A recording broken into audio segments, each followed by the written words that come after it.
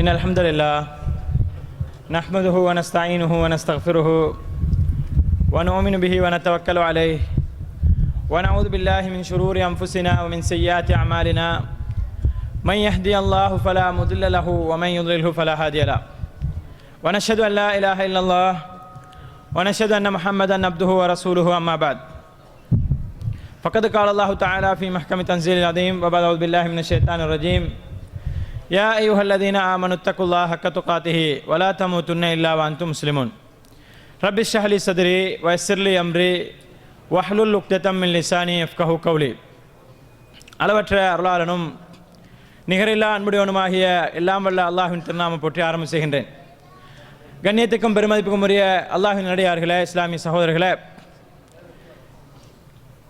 இந்த மாநாட்டில் அரிய பல உரைகளை கேட்டுக்கொண்டு இந்த மாநாட்டினுடைய இறுதி தருவாயை அடைந்திருக்கக்கூடிய இந்த நேரத்தில் தொலைத்தொடர்பு சாதனங்களும் இன்றைய முஸ்லீம்களும் என்ற தலைப்பில் எனக்கு தெரிந்த ஒரு சிலவற்றை உங்களோடு பகிர்ந்து கொள்ளலாம் என்று ஆசைப்படுகின்றேன்.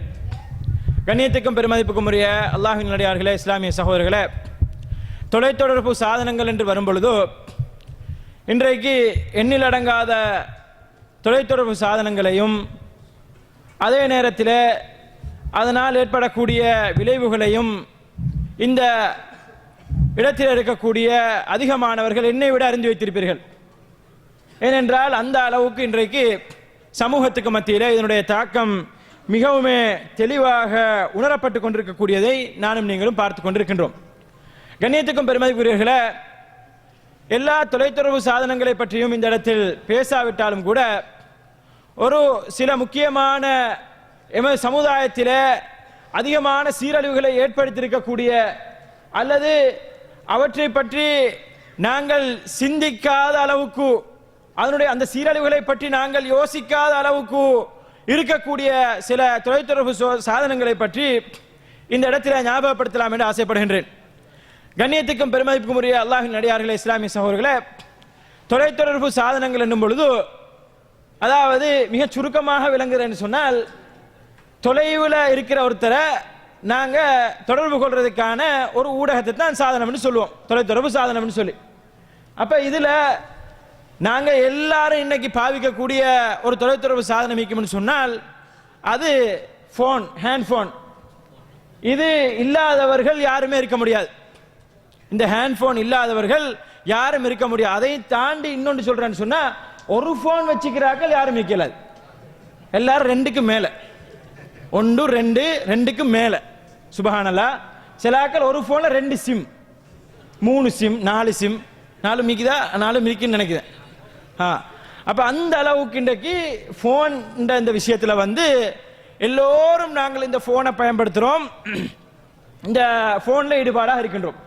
கண்ணியத்துக்கும் பெருமதிக்குரியவர்களே, முதலாவதாக நாங்கள் எந்த ஒரு விஷயத்தை பயன்படுத்துகின்ற பொழுதும் அதை அனுபவிக்கின்ற பொழுதும் இது எப்படி வந்துச்சு, இதை பாவிக்கிறதுக்கு எனக்கு சக்தியை தந்தது யாரு, இந்த தொழில்நுட்பத்தை நான் எப்படி பாவிக்கிறேன் என்பதை பற்றி ஒரு முஸ்லீம் கட்டாயம் சிந்திக்கணும். ஏனென்றால் எப்பொழுதுமே இந்த உலகத்தில் உள்ள எல்லா படைப்புகளும் எல்லா விதமான நியமத்துக்கு எல்லா விதமான சலுகைகளும் எல்லா விதமான வசதிகளும் அல்லாஹ்விடம் இருந்து வந்தது என்று ஈமான் கொள்வது ஒரு முஸ்லிமை பொறுத்தவரையில் இன்றியமையாத ஒரு முக்கியமான விடயமாக இருந்து கொண்டிருக்கின்றது. அந்த வகையில் கண்ணியத்துக்கும் பெருமதிக்குரியவர்களே, இந்த தொலைத்தொடர்பு சாதனத்தில் இருக்கக்கூடிய இந்த போனை நானோ நீங்களோ இங்க இருக்கக்கூடியவர்களில் அதிகமானவர்கள் எப்போதாவது போனை பார்த்து கொஞ்சம் யோசித்ததுண்டா? இது அல்லாஹ் தஆலா எனக்கு தந்த மாபெரும் கிருபை, அல்லாஹ் தஆலா எனக்கு செஞ்ச மாபெரும் கிருபை, பெரிய ஒரு நியமத் இந்த போன் இருக்கிறது. இது இல்லாட்டி எந்த அளவுக்கு நான் கஷ்டப்பட வேண்டும் என்று எங்கள்ல யாராவது கொஞ்சம் அந்த போனை பார்த்து யோசிச்சிருப்போமா? கண்ணியத்துக்கும் பெருமதிக்குரியவர்களே, கொஞ்சம் ஒரு 10 வருஷத்துக்கு முன்னால யோசிச்சு பாருங்க. என்னை விட வயசுக்கு மூத்தாக்கள் நிறைய பேர் இருக்கிறீங்க. இந்த நாட்டுக்கு சவுதி அரேபியாவுக்கு 10 வருஷம் 20 வருஷத்துக்கு முன்னாடி வந்தாக்கள் நிறைய பேர் இருக்கிறீங்க. ஒரு 10 வருஷத்துக்கு முன்னாடி வீட்டுக்கு போன் போடுறதுண்டா, வீட்டுக்கு கதைக்கிறேன்னு சொன்னா என்ன பாடுபட்டு இருப்பீங்க யோசிச்சு பாருங்க. போலின்ல நின்று பப்ளிக் பூத்துக்கு போய் கோயின்ஸ் காசு தேடி எந்த அளவுக்கெல்லாம் கஷ்டப்பட வேண்டும் நினைச்சு பாருங்க. அப்படியெல்லாம் இருந்த ஒரு காலம் இல்லா போய் இன்னைக்கு காசே இல்லாம பேசுறதுக்கு எவன்டாவது பக்கத்து வீட்டில் இருக்கக்கூடிய வயலஸுக்கு எப்படியாவது அதை போட்டுக்கொண்டு அதை கனெக்ட் பண்ணிக்கொண்டு அதில் ஓட்டிக்கொண்டிருக்கிறவர்கள் எத்தனை பேர் இருக்கிறார்கள்? ஃப்ரீயா வீட்டுக்கு ஸ்கைப்பில் பேச, அதுவும் காசு கட்டாமல் பேசுறது. சுபஹானல்லாஹ். இன்றைக்கு இப்படி அதாவது போன் மூலமாக எவ்வளவு அழகா எவ்வளவு எல்லாம் அதன் மூலமாக சலுகைகளை பெற முடியுமோ, எவ்வளவு எல்லாம் அதை பயன்படுத்த முடியுமோ அந்த அளவுக்கு பயன்படுத்தி கொண்டு அல்லாஹுக்கு நன்றி செலுத்தாமல் இருக்கக்கூடிய நிலைமை நானும் நீங்களும் பார்த்து கொண்டிருக்கின்றோம். கண்ணியத்துக்கும் பெருமதிக்குரிய அல்லாஹ்வின் நல்லடியார்களே, இஸ்லாமிய சகோதரர்களே, அல்லாஹ் தஆலா பொதுவாக 14ஆம் அத்தியாயத்தினுடைய 7ஆம் வசனத்தை சொல்லி காட்டும் பொழுது லைன் ஷக்கர்தும் லஅஸீதன்னகும் வலைன் கஃபர்தும் இன் அஸாபி லஷதீத். நாங்க எல்லா பயான்லாம் கேட்கக்கூடிய ஒரு ஆயத்து. அல்லாஹ் தஆலா பொதுவாக எந்த நியமத்துக்களுக்கெல்லாம் நாங்க நன்றி செலுத்துறோமோ அதை அல்லாஹ் அதிகப்படுத்தி தருவான், லேசாக்கி தருவான், அதுல பரக்கத்து செய்வான். அதே நேரத்தில் எந்த நியமத்துக்களுக்கு நாங்க நன்றி செலுத்தாமல் இருக்கின்றோமோ, அதை பற்றி சிந்திக்காமல் இருக்கின்றோமோ, நன்றி கெட்டவர்களாக நடக்கின்றோமோ, அல்லாஹ்வுடைய தண்டனையை வேதனையை பயந்து கொள்ள வேண்டும். கண்ணியத்துக்கும் பெருமதிக்குரியவர்களே, இன்றைக்கு அதுதான் ஆகி போய்க்குது.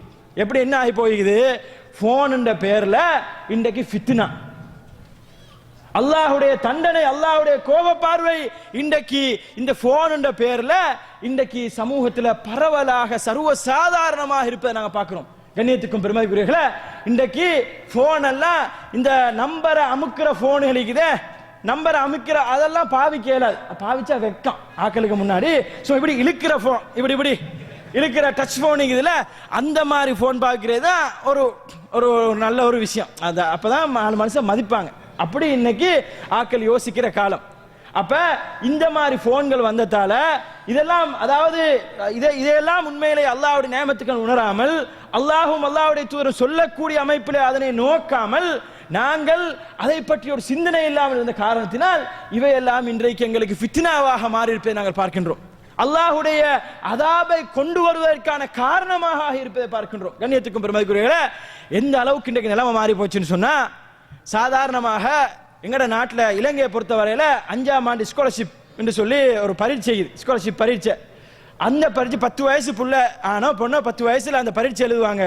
அந்த பரீட்சையை எழுதுற காலத்தில் அம்மா அப்பா அந்த காலத்தில் இருந்த ஏதாவது ஒன்று சொல்லுவாங்க. அதாவது இந்த ஸ்காலர்ஷிப்பில் பாஸ் ஆகினா உனக்கு இதை வாங்கி தருவேன், அதை வாங்கி தருவேன்னு சொல்லி. ஆனால் இப்போ என்ன தெரியுமா சொல்றது? நேரடியாக ஐஃபோனு அல்லது இந்த மாதிரியான போனுகள் அல்லது லேப்டாப்புகள், இந்த மாதிரி தொலைத்தொடர்பு சாதனங்கள் இதையெல்லாம் தான் வாங்கி கொடுக்குறேன்னு சொல்றது. இதை சொல்லாட்டியும் கூட அம்மாட்டேருந்து அங்கேருந்து சிக்னல் வரும், வீட்டில இருந்து என்ன கட்டாயம் இதை தான் வாங்கி கொடுக்கணும். அங்கே வீட்டில இருந்து கால் பண்ணாலே, ஊர்ல இருந்து கால் பண்ணாலே இதை தான் கேட்கறது. போனு இந்த மாதிரி ஐபோன் இந்த மாதிரியான வசதிகளை தான் கேட்கறது. கண்ணியத்துக்கும் பெருமைக்குரியவர்களே, இதை நாங்க எந்த ஒரு கட்டுப்பாடும் இல்லாமல் எந்த ஒரு நெறிப்படுத்தலும் இல்லாமல் அந்த பிள்ளைகளுக்கு அப்படியே வாங்கி கொடுத்துட்டு அதுல என்ன செய்யறோம்? நாங்க ஒரு திருப்தி வேற படுறோம். எப்படி திருப்தி? எனக்கு தான் இந்த போன்ல பச்சை பட்டனும் சோப் பட்டனும் தெரியும். கால் வந்தா பச்சை பட்டன் அமுக்குவேன், காலை கட் பண்றேன்னா சோப் பட்டன் அமுக்குவேன். ஆனா என் பிள்ளைக்கிறானே சின்ன பையன் தான், 13 வயசு 10 வயசு தான். ஆனா கொடுத்தா போன்ல பூந்து விளையாடுவான் என்று சொல்றோம். அவன் என்னென்ன விளையாடுறான்றது அப்பாக்கும் தெரியாது அம்மாக்கும் தெரியாது. லா ஹவ்ல வலா குவத்த இல்லா பில்லாஹ். நிலைமை அந்த அளவுக்கு மிகவும் மோசமாயிட்டு கண்ணியத்துக்குரியவர்களே. அந்த போன்ல, சாதாரண ஒரு போன்ல இன்றைக்கு இல்ல அதெல்லாம் இருக்குது. அதுல கேமரா, அந்த கேமரா மூலமாக போட்டோ எடுத்து அதுல என்ன செய்யுது? ஜிபிஎஸ் ஜிபிஆர்எஸ் சொல்லியும் இன்னெல்லாம் சொல்லி எல்லாம் அதுல இன்டர்நெட் வசதி எல்லாம் கொடுத்து இன்றைக்கு அந்த பிள்ளைகளுக்கு நாங்க அதாவது ஒரு விஷயத்தை பிள்ளைக்கு நான் கொடுக்குற நேரம் அது தொடர்பான பூர்ண அறிவு எங்கள்கிட்ட இருக்கும். எங்கள்கிட்ட அந்த அறிவு இருந்து அதை நெறிப்படுத்தி அந்த பிள்ளைகளுக்கு கொடுக்கும் பொழுது கட்டாயமாக அந்த பிள்ளைகளை எங்களுக்கு அதாவது அந்த பிள்ளைகள் எப்படி அதனை கையாளுகிறார்கள் என்பதை எங்களுக்கு அவதானித்துக் கொண்டிருக்கலாம். ஆனால் அதை பற்றி எந்த ஒரு அதாவது பின்புலமும் எங்களுக்கு இல்லாமல் நாங்கள் வெறுமனே புள்ள ஆசைப்படுறான், பொண்ணு ஆசைப்படுது, வாங்கி கொடுத்தா போச்சு, என்ன செய்ய இவ்வளவு காலமா கஷ்டப்படுறோம், இதுக்காக கஷ்டப்படுறோம், இரவு உண்டு இல்லாம பகல் உண்டு இல்லாம ஓவர் டைமும் இந்த என்ன பார்ட் டைமும் இதெல்லாம் செஞ்சு புள்ள கேட்கறத பொண்ணு கேட்கறத வாங்கி கொடுத்துருவோம்னு சொல்லி அப்படியே வாங்கி கொடுத்தோம்னு சொன்னா அப்படியே போச்சுதான் கண்ணியத்துக்குரியவர்களே. எனவே இந்த விஷயங்கள்ல கொஞ்சம் நிதானமாக நாங்கள் இன்று சிந்திக்க வேண்டிய ஒரு கடப்பாடு எங்களுக்கு இருக்கின்றது. கண்ணியத்துக்கும் பெருமதிக்குரிய அல்லாஹ்வின் நல்லடியார்களே, இஸ்லாமிய சகோதரர்களே, அதே நேரத்தில் இந்த ஹேண்ட் போன், இந்த போனுடைய வளர்ச்சி, இந்த தொழில்நுட்ப துறையில இந்த தொலைத்தொடர்பு சாதனத்துடைய வளர்ச்சி உச்சகட்டத்தை அடைந்த காரணத்தில் இன்றைக்கு எங்க எல்லாரும் கையில இந்த போனிக்கிறதால இன்னைக்கு சில சகோதரர்கள் என்ன செய்யறாங்கன்னு சொன்னா இத தப்பான வழிகளில் பயன்படுத்துறது கூட இதை யூஸ் பண்றாங்க. சுப்ஹானல்லாஹ். சில சகோதரர்கள் அதாவது குறிப்பாக அதாவது இந்த தனிமையில இங்க இருக்கக்கூடிய சில சகோதரர்கள், எல்லாரும் எனக்கு குறை சொல்லவில்லை, சில சகோதரருக்கு என்னன்னா இதை வச்சு எதையாவது எங்கேயாவது ஒரு நம்பரை கண்ணால காட்டல, அந்த நம்பரை கண்டா அதுக்கு மிஸ்கால் அடிக்கிறது. அது ஒரு துறை, அது ஒரு கலை மாதிரி ஆயிடுச்சு. மிஸ்கால் அடிக்கிறது, மிஸ்கால் அடிச்சு எப்படியாவது ஒரு பொம்பளை நம்பர் இருக்காதா என்று கொஞ்சம் பார்த்துக்கிறது. இருந்தா கொஞ்சம் ஏதாவது சான்ஸ் தானே, ஒரு காடை கீழே போட சொல்லலாம், ஏதாவது ஒன்று அப்படியே ஒரு தொடர்பு, சும்மா இருக்கிற டைம் பாஸுக்கு கொஞ்சம் திருமணம் எல்லாம் முடிக்கிறதுக்கு இல்லை, சும்மா ஒரு பாஸ்போர்ட் உறவு அப்படி என்னமா வச்சுக்கொள்ளணும்னு சொல்லி இப்படி யோசிக்கக்கூடிய மக்கள்லாம் இருக்கிறாங்க. கண்ணியத்துக்கும் பெருமைக்குரியவர்களே, அதாவது வீட்டில் இருப்பான், 2 புள்ள கல்யாணம் முடிச்சு, தண்டை புள்ள கல்யாணம் முடிச்சு பேர பிள்ளைலாம் கண்டிருப்பான், இங்க யாராவது ஒரு ஹவுஸ் மேனோட என்னமாவது இப்படியான தொடர்புகளை வச்சுட்டு இருக்கிற மக்களுக்கெல்லாம் நாங்கள் பார்க்குறோம். கண்ணியத்துக்கும் பெருமைக்குரியவர்களே, இதெல்லாம் சிரிப்பதற்காக நான் சொல்லவில்லை, சிந்திக்க வேண்டிய விடயங்கள். கண்ணியத்துக்குரியவர்களே, இந்த மாதிரியான அதாவது தொலைத்தொடர்பு சாதனங்கள் என்பது அல்லாஹ்வால் வணங்கப்பட்ட ஒரு நியாமத்தாக இருந்தும் கூட அதனை நாங்கள் சரியான வழியிலே அதனை பிரயோகிக்காமல் தப்பான வழியிலே பிரயோகிப்போமேனால் நிச்சயமாக அல்லாஹ்வுடைய அதாபை பயந்து கொள்ள வேண்டும் என்பதனை நான் இந்த இடத்துல கட்டாயமாக சொல்லி ஆக வேண்டும். கண்ணியத்துக்கும் பெருமைக்குரியவர்களே, அதே நேரத்தில் இந்த தொலைத்தொடர்பு இந்த போனோட தொடர்பான இன்னொரு விஷயம் தான் இந்த போன்ல இருக்கக்கூடிய இந்த ரிங்கிங் டோன்ஸ். இந்த போன்ல இதுல வந்து என்ன போடுறது எதை போடுறது ஒண்ணுமே சில மக்களுக்கு விளப்பம் இல்லை. அதாவது அந்த ரிங்கிங் டோன்ஸ்ல நோக்கம் என்ன, எனக்கு ஒரு கால் வந்திருக்குதுன்றது நான் அறியணும், எனக்கு கால் வந்து கொண்டிருக்கிறது நான் அறியணும், அல்லது எனக்கு ஒரு மெசேஜ் வந்திருக்குதுன்றது நான் அறியணும். இதுக்கு ஒரு நல்ல ஒரு சினிமா பாட்டை போட்டுறது, அதை போட்டுட்டு சரி அதை வர தொழுகைக்கு பள்ளிக்கு வரதுக்கு முன்னாடி கொஞ்சம் அதை சைலண்ட் போட்டுறோன்னா அதுவும் யாது இல்லை, அதை செய்யறதும் இல்லை. இங்க வந்துட்டு தொழுகையில வந்துட்டு தான் தேடுறது, அதை எப்படி சைலண்ட் பண்றது என்று தேடுறது தொழுகைக்கு வந்துட்டு. இப்படியெல்லாம் அதாவது சினிமா பாட்டுக்கள் அல்லது சிலாக்கள் வந்து நாங்க வந்து இமாம் சுதைஸோட சரியான இறக்கம், இமாம் சுதைஸோட மக்கா பள்ளியில் இருக்கிறாரு, அவரோட சரியான முஹப்பத்துன்னு சொல்லி அவரோட கிராத்தை போட்டுறது. கிராத்தை போட்டுட்டோன்னே அது என்ன நடக்குதுன்னு சொன்னால் அந்த கிராத் அதாவது குர்ஆனிய வசனங்கள் முழுமை பெற முந்தி இவர் போனுக்கு ஆன்சர் பண்ணுவாரு, இல்லாட்டி போனை கட் பண்ணுவாரு. அது என்ன நடக்குது, அந்த குர்ஆன் வசனத்துக்கு அதாவது அர்த்தம் எல்லாம் மாறி போயிருது. இந்த மாதிரி நிறைய சம்பவங்கள் நாங்கள் பார்க்கிறோம். கண்ணியத்துக்கும் பெருமைக்குரியவர்களே, இது தொடர்பாக அதாவது தனிப்பட்ட முறையில் இது தொடர்பாகவே தனியாகவே நமது மக்களுக்கு சரியான விழிப்புணர்வு நிகழ்ச்சிகள் நடத்தப்பட வேண்டும். ஏனென்றால் இது தொடர்பான சரியான அறிவூட்டல் இன்னுமே போதாத நிலைமையை நாங்கள் நிறைய மக்களிடத்திலே பார்க்கின்றோம். கண்ணியத்துக்கும் பெருமைக்குரிய அல்லாஹ்வின் அடியார்களே, இஸ்லாமிய சகோதரர்களே, எனவே இது தொடர்பான சரியான ஒரு அறிவை நாங்கள் பெற்றுக்கொள்வது இன்றைக்கு காலத்தினுடைய தேவையாக இருந்து கொண்டிருக்கின்றது என்பதனை நான் இந்த இடத்திலே சொல்லியாக வேண்டும். கண்ணியத்துக்கும் பெருமதிக்குரிய அல்லாஹ்வின் அடியார்களே, இஸ்லாமிய சகோதரர்களே, அடுத்ததாக இந்த தொலைத்தொடர்பு சாதனங்களில் மிக முக்கியமான ஒரு சாதனம் தான் இன்றைக்கு இருக்கக்கூடிய இன்டர்நெட். இன்றைக்கு இருக்கக்கூடிய இந்த இணையதளங்கள், இந்த இணையம், இந்த இணையத்தம் என்று சொன்னாலே அதுல எத்தனையோ வகைகள், எத்தனையோ ரீதியான தொலைத்தொடர்பு வசதிகள் அதில் இருக்குது. நான் இதில் சொல்ல வாரது என்னன்னு சொன்னா, இந்த சமூக வலைத்தளங்கள் சொல்றாங்களே, சமூக வலைத்தளங்கள் என்று சொல்லக்கூடிய இந்த ஃபேஸ்புக்கு, அது சமூக வலைத்தளம்னால இங்க எல்லாருக்குமே தெரிஞ்சிடும். கொஞ்சம் வயசாளிகளுக்கு மாத்திரம் தெரியாமல் இருக்கணும், மற்ற அவ்வளவு பேருக்குமே இதை பற்றி தெரியாதவங்க இருக்க முடியாது. ஃபேஸ்புக்கு, இந்த யூடியூப் அல்லது இந்த ட்விட்டரு, அடுத்தது மெசேஞ்சர், இந்த மாதிரியான விஷயங்கள் இருக்குது.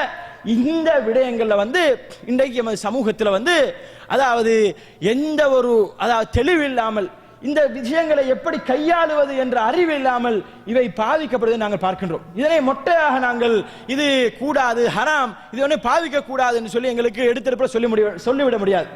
இதை வந்து நெறிப்படுத்த வேண்டியிருக்கின்றது, இதை பாவிக்கின்ற முறையை நெறிப்படுத்த வேண்டியிருக்கின்றது. இப்படித்தான் பாவிக்க வேண்டும், இஸ்லாம் இப்படித்தான் இதை நோக்குகின்றது, இதை இப்படியெல்லாம் பாவிச்சா இந்த நன்மையெல்லாம் இருக்குது என்று நாங்கள் அப்படி ஒரு அழகான ஒரு பார்வையின் மூலமாக அதனை பார்ப்போமே ஆனால் நிச்சயமாக அவற்றிலிருந்து பிரயோசனப்படுத்த முடியும், பிரயோசனங்களை பெற முடியும். அன்புக்குரியவர்களே, அன்புக்கும் பெருமைக்குரிய அல்லாஹ்வின் அடியார்களே, இஸ்லாமிய சகோதரர்களே, இந்த மாதிரியான சமூக வலையமைப்புகள்ல இன்றைக்கு சமூகத்தில் மிக பிரபல்யமாக இருப்பதுதான் இந்த ஃபேஸ்புக் என்று சொல்லக்கூடியது. இந்த ஃபேஸ்புக்ல இன்றைக்கு என்னென்ன நடக்குதுன்னு சொன்னா, ஒவ்வொரு சாராரும் ஒவ்வொரு ரீதியான அவர்களுடைய அந்த கருத்துக்களை அவர்கள் பதிவு செய்து கொண்டிருப்பதை நாங்கள் பார்க்கின்றோம். உதாரணத்துக்கு எடுத்துக்கொண்டால், முதலாவதாக இஸ்லாத்துக்கு வெளியுள்ளாக்கள் எடுக்கலாம். இஸ்லாத்தின் எதிரிகள், இஸ்லாத்துக்கு வெளியுள்ளாக்கள் சொன்னா எல்லாரும் இல்ல, இஸ்லாத்தை குளிதோண்டி புதைக்க வேண்டும் என்று நினைக்கக்கூடிய இஸ்லாம் அல்லாத மாற்று மதத்தவர்கள் அவர்களுக்குள்ளே ஒரு ஒற்றுமையை ஏற்படுத்திக் கொண்டு, அவர்களுக்குள்ளே ஒரு வலையமைப்பை ஏற்படுத்திக் கொண்டு, இதனூடாக இஸ்லாத்துக்கு எதிரான நச்சு கருத்துக்கள், முஸ்லிம்கள் தொடர்பான, முஸ்லிம்கள் அடிப்படைவாதிகள், முஸ்லிம்கள் தீவிரவாதிகள் என்ற இந்த கருத்துக்களை பதிய வைப்பதிலும், முஸ்லிம் இளைஞர்களை வழிகெடுப்பதை கண்ணும் கருத்துமாக கொண்டு அவர்களுடைய அந்த செயற்திட்டங்களை அங்கே நடைமுறைப்படுத்துவதையும் இப்படியான ஒரு கூட்டம் அவர்களுடைய செயல்பாடுகளை செய்து கொண்டிருக்கிறார்கள் பேஸ்புக்கில். அதே நேரத்தில் கண்ணியத்துக்கும் பெருமதிக்குரியவர்களே, இன்னும் ஒரு கூட்டம் என்ன நடக்கின்றன்னு சொன்னால், அதாவது கலாச்சார சீரழிவு. அது முஸ்லீமாக இருந்தாலும் சரி, காஃபிராக இருந்தாலும் சரி, எந்த மதத்தை பின்பற்றக்கூடியனா இருந்தாலும் சரி, எனக்கு முன்னால் பேசிய சகோதரர் சொன்னது போன்று, அதாவது கலாச்சார சீரழிவை கண்ணும் கருத்துமாக கொண்டு இளைஞர்களை தலை தூக்க விடக்கூடாது, அவங்கள சிந்திக்க விடக்கூடாது, அவங்களுக்கு நல்ல விஷயத்தை பார்க்க விடக்கூடாது, அவங்கள எப்பயுமே கெட்ட விஷயத்தின்பால் தான் வழிநடத்த வேண்டும் என்பதற்காக வேண்டி அப்படியான ஒரு கலாச்சார சீரழிவை செய்யக்கூடிய இன்னும் ஒரு கும்பலை நாங்கள் பார்க்கின்றோம். கண்ணியத்துக்கும் பெருமதிக்குரியவர்களே, அதே நேரத்தில் மார்க்கத்தை சொல்றோம் என்ற பேர்ல, இஸ்லாத்தை சொல்றோம் என்ற பேர்ல, இஸ்லாத்துக்கு முரணான கொள்கைகள், இஸ்லாத்துக்கு வெளியே உள்ளவர்கள் இஸ்லாத்தை விமர்சிக்கிறது வேற, இஸ்லாத்தை சொல்றோம் என்ற பேர்ல இஸ்லாத்துக்குள்ள உள்ள இருக்கக்கூடிய இந்த சூஃபிசம், அதே நேரத்தில் இந்த காதியானிகள், ஷியாக்கள், இப்படிப்பட்டவர்கள் தாங்களும் முஸ்லிம்கள் என்று சொல்லிக்கொண்டு அல்லாஹ்வுடைய பெயரை பயன்படுத்தி, ரசூலுல்லாஹி ஸல்லல்லாஹு அலைஹி வஸல்லம் உடைய பெயரை பயன்படுத்தி இப்படியான ஒரு போரை, முஸ்லிம் அகீதாவுக்கு, இஸ்லாமியர்களுடைய தூய கொள்கையை பாலடிக்கக்கூடிய அமைப்பில் இப்படியான ஒரு போரை இந்த பேஸ்புக்கினூடாக நடத்துவதை நாங்கள் பார்க்கின்றோம். கண்ணியத்துக்கும் பெருமதிக்குரிய அல்லாஹ்வின் அடியார்களே, இஸ்லாமிய சகோதரர்களே, அதே நேரத்தில் இன்னும் ஒரு சாரார் உண்மையான ஹக்க சொல்ல போறோம் பேர்ல நாங்க பேஸ்புக்ல அக்கவுண்ட் திறந்துக்கிறது வேற ஒன்றுக்கும் இல்ல, தவ்வா செய்யறதுக்கு. இப்படி சொல்லக்கூடிய சில சகோதரர்கள் தவ்வா என்ற பேர்ல அதுக்குள்ள நுழைஞ்சி நாங்க தவ்வா தான் செய்யறோம் என்ற பேர்ல இன்றைக்கு வேற எங்கேயோ பேய்த்து கொண்டிருக்கிறத இன்னும் ஒரு சாரார் நாங்க பார்த்து கொண்டிருக்கிறோம். அது என்னன்னு சொன்னால், தவ்வா என்ற பேர்ல ஆரம்பிச்சு ஒரு மனிதனுடைய, தனிப்பட்ட மனிதனுடைய ஒரு ஃபத்துவாவை விமர்சிக்கிறது அல்லது அவர கருத்தை விமர்சிக்கிறது என்று ஆரம்பிச்சு, நாங்க கொள்கையை சரியா உறுதியா சொல்லுவோம் என்று ஆரம்பிச்சு, இன்றைக்கு தனிப்பட்ட மனுஷன் சொந்த வாழ்க்கை, அவன் எங்க போறான், எங்க வாரான், அவன் என்னென்ன தொடர்பு வச்சுக்கிறான், அவனுக்கு இவளுக்கு என்ன தொடர்பு, அவனுக்கு இவனுக்கு என்ன கொடுக்கல் வாங்கல், இப்படி ஒரு மனுஷனுடைய தனிப்பட்ட வாழ்க்கை, தனிப்பட்ட அந்தரங்கங்கள் எல்லாம் அப்படியே, அதாவது முழு உலகத்துக்கும் காட்டக்கூடிய ஒரு வேலையை தஅவா என்ற பெயர்ல செய்யக்கூடிய ஒரு கூட்டத்தை பார்க்கிறோம். கண்ணியத்துக்கும் பெருமதிக்குரிய அல்லாஹ்வின் அடியார்களே, இஸ்லாமிய சகோதரர்களே, எனவே இந்த மாதிரி பல்வேறுபட்ட அமைப்பில் இன்றைக்கு இந்த ஃபேஸ்புக் என்று சொல்லக்கூடிய இந்த தொலைத்தொடர்பு ஊடகம், இந்த ஊடகத்தை பயன்படுத்தி இதன் மூலமாக இன்றைக்கு முஸ்லிம் சமுதாயத்தில் இப்படி ஒவ்வொரு கோணத்தில் ஒவ்வொரு மாதிரி மக்கள் வழிகெடுக்கப்பட்டு கொண்டிருப்பதை நாங்கள் பார்த்துக் கொண்டிருக்கின்றோம். கண்ணியத்துக்கும் பெருமதிக்குரிய அல்லாஹ்வின் அடியார்களே, இஸ்லாமிய சகோதரர்களே, இதுல இன்னும் ஒரு முக்கியமான விஷயம் தான், நாங்கள் எல்லாரும் பார்க்கக்கூடிய ஒரு விஷயம் தான் என்னன்னா, சில சகோதரர்களுக்கு எங்கேயாவது ஒரு இடத்துல, அதாவது இந்த ஃபேஸ்புக்கில் யூஸ் பண்ணுறவங்க அதிகமானவங்களுக்கே என்ன பிரச்சனைன்னு சொன்னால், எல்லாத்தையும் ஃபோட்டோ எடுக்கிறது, அப்லோட் பண்ணுறது, ஃபோட்டோ எடுக்கிறது, அப்புறம் தின்கிறது, தூங்குறது, சமைக்கிறது, குடிக்கிறது, எலும்புறது, பாத்ரூமுக்குள்ள போய் அந்த கண்ணாடியை பார்த்து ஃபோட்டோ எடுக்கிறது, அதை எடுத்து அப்லோட் பண்ணுறது. சரியா? இப்படி இதான வேலை. இப்படி இந்த போட்டோ எடுக்கிற ஆள் கழிக்கிறாங்களே. இன்னைக்கு இந்த ஒரு ஷேக் கொண்டு வந்தார், இந்த அசருக்கு போனார். அதை கூட சில சகோதரர்கள் இந்த மட்டும் ஏற்றிருப்பாங்க, அப்லோட் பண்ணியிருப்பாங்க. இந்த ஷேக்கோட கையை கொடுத்தேன் பண்ணியிருப்பாங்க, இல்லைன்றதுக்கு இல்லை. இந்த ஷேக்கு நான் சலான் சொன்னேன், அதுக்கு ஒருத்தர் ஃபோனை கொடுத்து சைன் பண்ணி இந்த ஃபோட்டோவை படித்து அனுப்பியிருப்பாங்க. அப்போ இந்த மாதிரி செய்யக்கூடிய சில சகோதரர்கள் ஒரு வகையான ஒரு சைக்கோன்னு கூட சொல்லலாம். அந்த அளவுக்கு ஆகி, எந்த அளவுக்கு ஆகிட்டுன்னு சொன்னா சுபஹானல்லாஹ், அதாவது எங்க பார்த்தாலும் அதை பார்த்து அதுல கொஞ்சம் பேர் என்னன்னா, ஏதாவது ஒரு 4 வரி, ஒரு 3 வரி வழங்கினா அது அல்லாஹ், ஒரு 3 வரி சும்மா ஒரு டைல பார்த்தா அதுல சும்மா ஒரு 3 வரி இருக்கும், அதை போட்டோ பிடிச்சி இது அல்லாஹ் என்று போட்டுடுறது. இந்த அல்லாஹ் விளங்குது பாருங்க. ஆடு, மாடு, கோழி, முட்டை, இறைச்சி, இது எதை பார்த்தாலும் எதுல வந்தாலும் அது அல்லாஹ் வந்தது, இதுல அல்லாஹ் ஆகிக்கிறான், இதுல முகமது இருக்குது, அதுக்கு கண்ணு காலு மூக்கு வாய் எல்லாம் வச்சு இப்படி ஒரு பிக்சர் ஒன்று அப்படியே போட்டு அதுக்கு 1000 லைக் 100 லைக்குன்னு எல்லாம், அல்லது இதை பொய்ப்பிக்கிற இப்படி எல்லாம் ஒரு வகையான ஒரு கூத்து நடந்து கொண்டிருப்பேன் நாங்கள் பார்க்குறோம். கண்ணியத்துக்கும் பெருமதிக்குரியவர்களே, இது எப்படி இருக்குன்னு சொன்னா, இப்போ ஒரு 5 வருஷத்துக்கு முன்னாடி, ஒரு 10 வருஷத்துக்கு முன்னாடி ஒரு செய்தி வரும், முந்தி பேப்பர்ல வரும். என்னென்றால் நோட்டீஸ் மாதிரி அடிச்சு கொடுப்பாங்க. மதீனா பள்ளியில ஒரு சகோதரர் ஜமாத்தை மிஸ் பண்ணாத ஒருத்தர் தூங்கி அசருக்கு பிறகு கொஞ்சம் தூங்கி கொண்டிருந்தாராம்.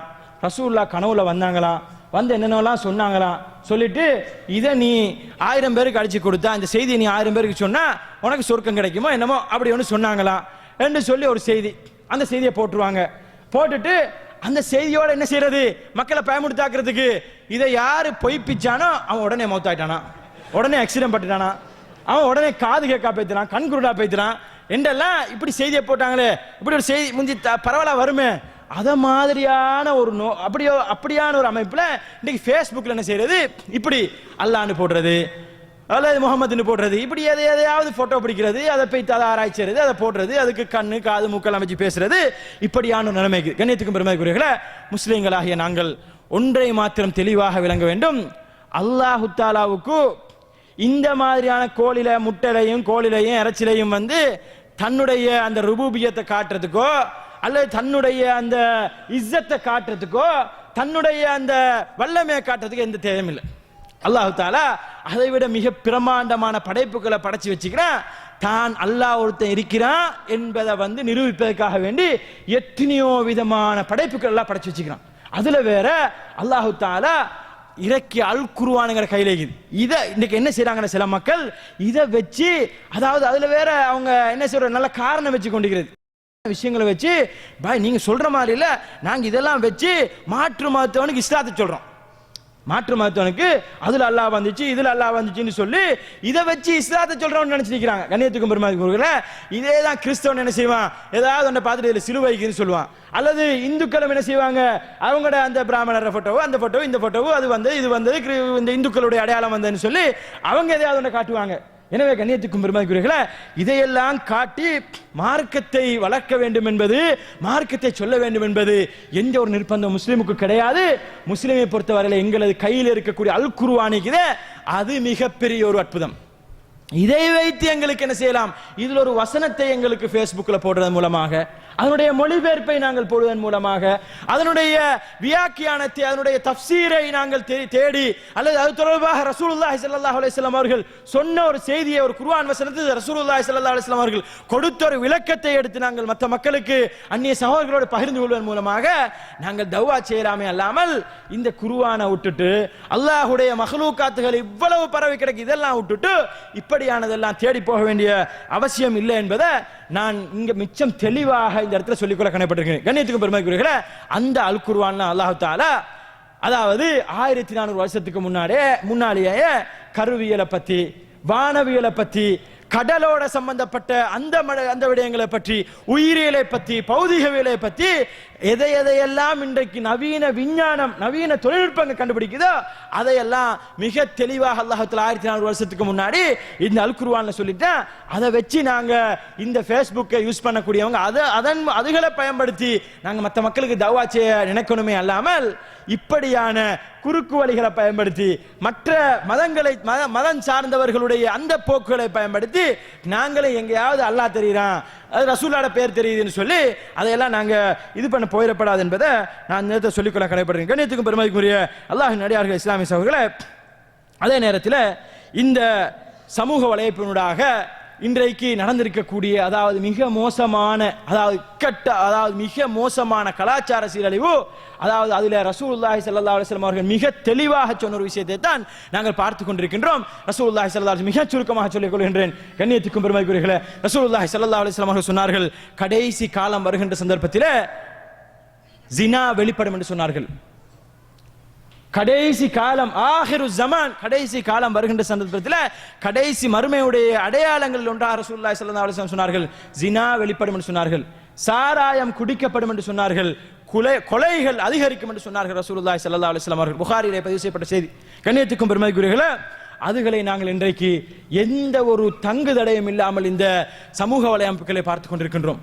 அதாவது அப்பாவுக்கும் வெக்கம் இல்ல, மகனுக்கும் வெக்கம் இல்ல நிலைமை ஆயிட்டு, வெக்கம்ன்றத எடுபட்டு போயிட்டு அதாவது டிவியை திறந்தாலும் அதுதான், இன்டர்நெட்டை திறந்தாலும் அதுதான், அதாவது எதை திறந்தாலும் ஃபேஸ்புக் திறந்தாலும் அதுதான், யூடியூப்பை திறந்தாலும் அதுதான் என்று சொல்லி இன்னைக்கு இந்த ஜினா, இந்த விபச்சாரம் எல்லாம் வெளிப்படையாகி மறுமையை நெருங்கியவர்களாக நாங்கள் இருக்கின்றோம் என்பதனை இந்த இடத்துல நான் சொல்லிக்கொள்ள கடமைப்பட்டிருக்கேன். கண்ணியத்துக்கும் பெருமைக்குரிய அல்லாஹ்வின் அடியார்களே, இஸ்லாமிய சகோதரர்களே, அல்லாஹ் தஆலா மிக தெளிவாக சூரத்துல் இஸ்ராவுடைய 32ஆம் வசனத்தில் வலா தக்ரபுஸ் ஜினா, நீங்கள் ஜினாவின் பால் நெருங்காதீர்கள் என்று சொல்கின்றான். ஜினா செய்யாதீர்கள் அல்ல, ஜினாவின் பால் நெருங்கவே ஆதீர்கள். ஜினாவோடு தொடர்பான அந்த மாதிரியான தொடர்பான ஒன்றோடு நாங்கள் தொடர்பு ஏற்படுத்துகின்ற பொழுது நிச்சயமாக அதை பற்றி சொல்லும்போது இன்னஹு ஃபாஹிஷத்துன் வஸாஅ சபீலா, நிச்சயமாக ஒரு மானக்கேடானது, மிக மோசமானது, அதனுடைய வழி மிகவும் கெட்டது என்று அல்லாஹ் தஆலா சொல்லி காட்டினாங்க. நேத்துக்குரியவர்களே, எனவே இதிலிருந்து நாங்கள் பாதுகாப்பு பெற வேண்டும் என்று சொன்னால், இதை விட்டும் நாங்கள் பாதுகாப்பு பெற வேண்டும் என்று சொன்னால் நிச்சயமாக கட்டாயமாக நாங்கள் இந்த விடயங்களை கொஞ்சம் பயந்து கொள்ள வேண்டும். இந்த சமூக வலைத்தளங்கள் இருக்கக்கூடிய இந்த மாதிரி இன்றைக்கு பரவலாக இருக்கக்கூடிய இந்த ஜினாவை தூண்டக்கூடிய அல்லது ஜினாவுடைய இந்த அல்லது மதுபானத்தினுடைய பாவனை எல்லாம் அதிகரிக்கக்கூடிய அளவுக்கு, அதனை ஊக்குவிக்கக்கூடிய அளவுக்கு இன்றைக்கு அட்வர்டைஸ்மெண்ட் அது தொடர்பான எல்லாம் வருகின்றது. அதையெல்லாம் நாங்களும் அதனோடு தொடர்பாக இருக்கின்ற பொழுது நிச்சயமாக இந்த மறுமையை நாங்கள் நெருங்கிவிட்டோம் என்பதை நாங்கள் பயந்து கொள்ள கடமைப்பட்டிருக்கின்றோம். கண்ணியத்துக்கும் பெருமைக்குரிய அல்லாஹ்வின் அடியார்களே, இஸ்லாமிய சகோதரர்களே, அதாவது கடைசியாக ஒரே ஒரு செய்தியை மாத்திரம் சொல்லி முடித்துக்கொள்ள நினைக்கின்றேன். ரசூலுல்லாஹி ஸல்லல்லாஹு அலைஹி வஸல்லம் அவர்கள் சொன்னார்கள், எந்த ஒரு சமுதாயத்திலே இந்த ஜினா, இந்த மோசமான செயல் எந்த ஒரு சமுதாயத்திலே வெளிப்பட்டு விடுகிறதோ அந்த சமுதாயத்திலே அல்லாஹ் தஆலா மிக மோசமான நோய்களை உருவாக்குவான் என்று சொன்னார்கள். வாந்தி பேதி, வயிற்றுப்போக்கு போன்ற இந்த மாதிரியான மோசமான நோய்களை அல்லாஹ் தஆலா உருவாக்குவான். அந்த நோய்கள் எப்படி தெரியுமா ரசூலுல்லாஹ் சொல்றாங்க? மிக தெளிவாக ரசூலுல்லாஹி ஸல்லல்லாஹு அலைஹி வஸல்லம் அவருடைய தீர்க்க தரிசனத்தை பாருங்கள். கண்ணியத்துக்குரியவர்களே, தீர்க்க தரிசனத்தை பாருங்கள். ஒரு சாதாரண மனிதனால் இந்த வார்த்தைகளை மொழிய முடியாது. ரசூலுல்லாஹி ஸல்லல்லாஹு அலைஹி வஸல்லம் அவர்கள் சொல்கிறார்கள், உங்களுக்கு முன்னிருந்த சமுதாயங்கள் கேள்விப்படாத நோய்கள், உங்களுக்கு முன்வாழ்ந்த சமுதாயங்கள் கேள்விப்படாத, எங்களுக்கு முன்னிருந்தவங்களுக்கு சில நோய் தெரியவே தெரியாது. இன்னைக்கு எங்க சமூகத்தில் இருக்கிற நோய்கள் முன்னுக்கு இருந்த ஒரு 30 வருஷத்துக்கு முன்னுக்கு வாழ்ந்தவங்களுக்கு தெரியவே தெரியாது. அப்படியான நோய்களை எல்லாம் நீங்கள் காணுவீர்கள். அப்படியான நோய்கள் எல்லாம் உங்களது முன்னிருந்தவர்களுக்கு வராத, அவர்கள் கேள்விப்படாத நோய்கள் எல்லாம் நீங்கள் அனுபவிப்பீர்கள் என்று ரசூலுல்லாஹி ஸல்லல்லாஹு அலைஹி வஸல்லம் அவர்கள் தீர்க்க தரிசனமாக சொல்லி சென்ற அந்த செய்தியை கடைசியாக உங்களது மனதிலே பதிய வைத்து இந்த தொலைத்தொடர்பு சாதனங்களை மிகவும், அதாவது இஸ்லாம் சொல்லக்கூடிய அமைப்பிலே ரசூலுல்லாஹி ஸல்லல்லாஹு அலைஹி வஸல்லம் அவர்கள் எங்களுக்கு காட்டி தந்த நல்ல அஹ்லாக்குகளோடு, நல்ல பண்பாடுகளோடு அவற்றை பயன்படுத்தி அவற்றை தஅவாவுக்கு எந்த அளவுக்கு பயன்படுத்த முடியும் என்பதை யோசித்து, தஅவா என்ற பெயரில் தனி மனித விமர்சனம் என்று போய் எங்கேயாவது ஒரு குப்பையில போய் மாட்டிக்கொள்ளாம நாங்க எங்களால முடியுமான வரைக்கும் இந்த நவீன ஊடகங்களை பயன்படுத்தி அல்லாஹ்வுடைய மார்க்கத்தை, அல்லாஹ்வுடைய இந்த மேலான தீனை உயரச் செய்யக்கூடியவர்களாக, ஓங்க செய்யக்கூடிய நன்மக்களாக மாறுவோமாக என்று கேட்டு முடித்துக் கொள்கின்றேன். ஹாதா மா இந்தி வல் இல்மு இந்தல்லாஹ் வஸ்தக்ஃபிருஹு இன்னஹு வல் கஃபூருர் ரஹீம்.